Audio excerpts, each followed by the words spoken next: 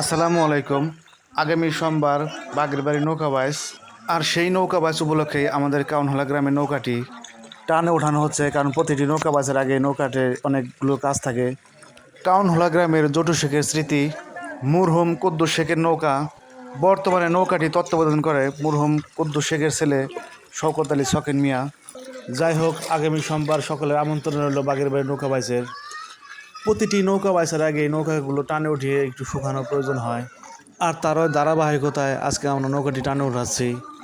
এরকম একটি বড় নৌকা টানে উঠাতে গেলে অনেক লোক জনবলের প্রয়োজন হয়, কিন্তু আজকে খেতে হালকা পানি থাকার কারণে বেশি জনবলের প্রয়োজন হয়নি। সর্বশেষ বলবো, আমরা প্রস্তুত আছি আগামী সোমবার বাগের বাড়ির নৌকা বাইচের জন্য। আবারও বলছি, আপনারা সবাই আমন্ত্রিত বাগের বাড়ির নৌকা বাইচের জন্য।